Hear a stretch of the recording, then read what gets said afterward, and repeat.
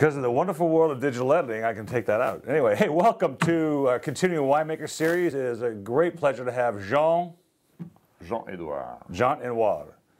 That wasn't very good, my accent. Well, that's nice. My dad speaks French, so I can't speak French.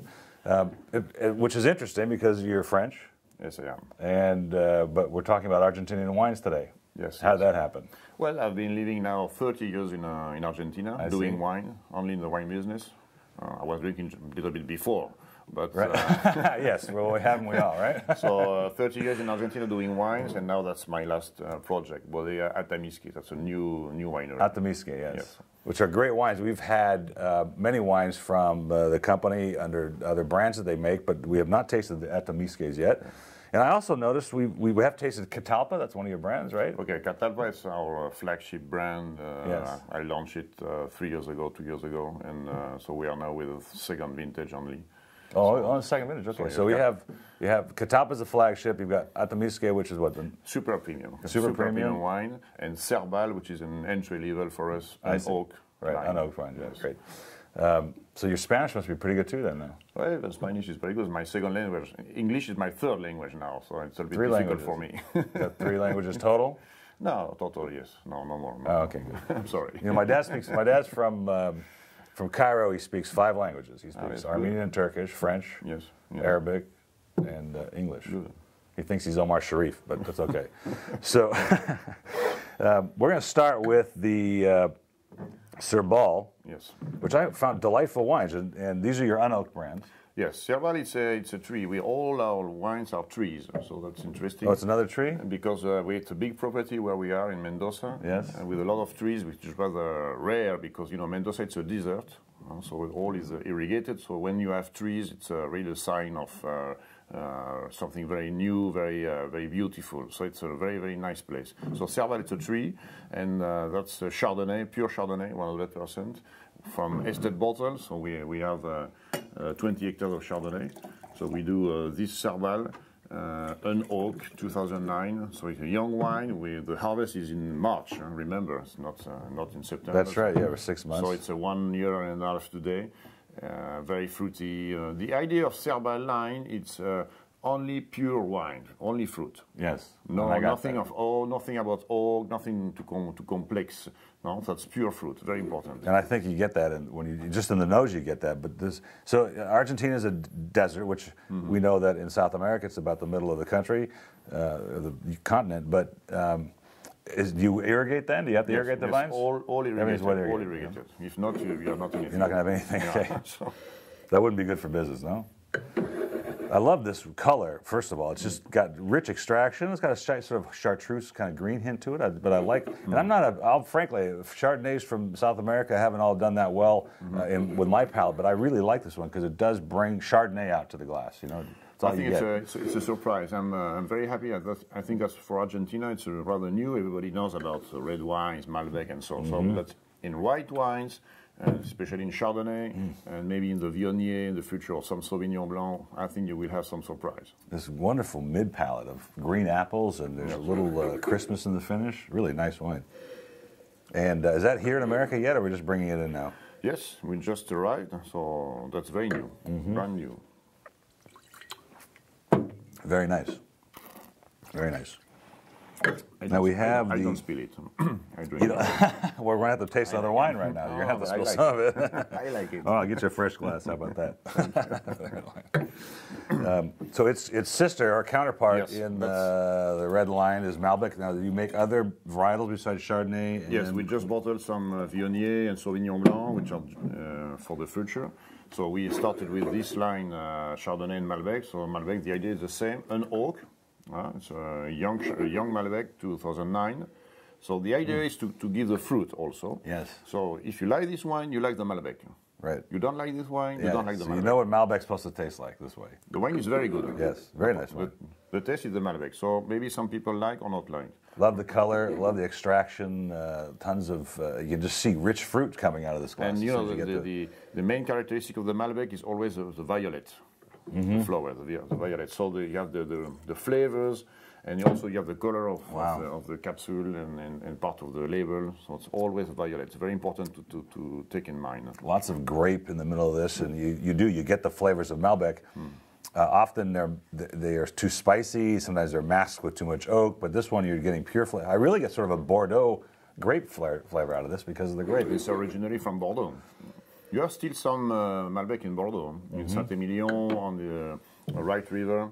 You have some Malbec too. So that's very important because Argentina has the original Malbec before the phylloxera crisis. Oh, really? Just entered in Argentina in 1865. Did Argentina get phylloxera? It's existing, but not I would propagating or anything. Yeah. There's no problem about phylloxera because it's a very sandy soil. But is it and all irrigated, so the phylloxera cannot leave. Can't hang on, yeah. But they don't. It's not like Chile where you're using original rootstock, or so we have original rootstocks of Malbec from Bordeaux, which arrived in 1860-65. I can taste that actually. So pretty good. So you will see that's a good introduction for the next wine, which is our great Malbec. So this is a pre-phylloxera vineyard. Wow. This vineyard is 80 years old. That's amazing. 80 years old. And it's coming from this original rootstock before the phylloxera crisis in France. So we can say today that we have the original Malbec, the original Malbec. The with French small berries, very nice skin and nice color, very fruity. Are the French jealous of this? They are very jealous. They want it back. They're raining behind us now. So look at the legs on that wine. I mean, look, I just swirled that around, and I get this dripping color. I mean, look, that's amazing. So on the opposite of the first one, the Serval, this is 100% oak.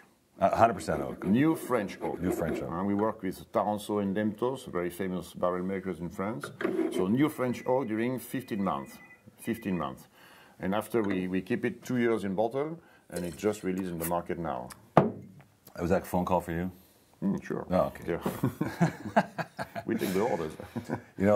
What I like about this, your oak treatment, is that even though you said 15 months, no, it's not overdone. It's very feminine in that regard. I don't. That's a surprise. Doesn't take over. When I say 100%, people are a little bit, cautious, but you don't feel the wood. You don't feel the oak. That's the objective of the winemaker always. Man, the complexity is amazing. Yeah. And I think it's because of the age of the vineyard. I repeat, I insist very much. That's 2007, which is rather young for a red wine. But lots of life. It looks older because of the age of the vine. The fruit is very concentrated. You have almost one bunch of grape. The yield, what's the yield like on that? Is it very low? The yield is around 3,000, 4,000 kilos. I don't know if you speak in kilos here. Divided by 2.2, right? So it's very. That's not a lot. It's one fourth of the usual yield for Malbec vineyard in Argentina. So it's very concentrated. Very soft. Really very nice wine and lots of depth. And what I like about it, besides the fact the oak has blended well with the fruit, but it's got lots of life. It's going to age very well. Exactly. Lots of great balance. We think that for 10 years more it will be okay. Yeah. Okay. Yeah. We'll speak after. Okay, so this is an interesting project, and I like the wine very much. And I have purchased sparkling wines from your organization before. Sorry. And being that this is Method Champenois, yes. But you were with Moet. I've been working 15 years for Moet in Argentina. I was the general manager of the company in Argentina. So when I left 12 years ago, I did my own sparkling project, which is Cave Extrême. That's a mix of French name and the idea was doing really real Méthode Champenoise style. So we work only with Chardonnay and Pinot Noir, as in France. So this is 70% Chardonnay, 30% Pinot Noir. So very perfect. Very fruity. Chardonnay, is very floral and classical. So that's very good for aperitif, for parties and sharing with friends. And it has been kept 1 year on lease, the bottle, which seems short comparing to France because usually it's 3 years.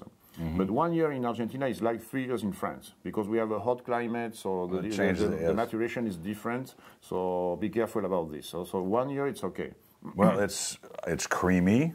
The balance is great. It's got tiny bubbles. Tiny, you know, like Dean Martin, who was that? Don Ho, yeah, tiny bubbles. But this is gorgeous wine, and we've done 2 or 3 South American sparkling wines. By far, this is the best I've tasted. So we have natural acidity because the Chardonnay is coming from the same Chardonnay as we tasted at the beginning, the Serval, the same vineyard.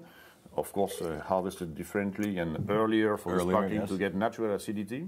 And as we are at 1,300 meters, which would be 4,400 feet high, so very cool climate, very cold at night and not so hot during the day. So the acidity is wonderful.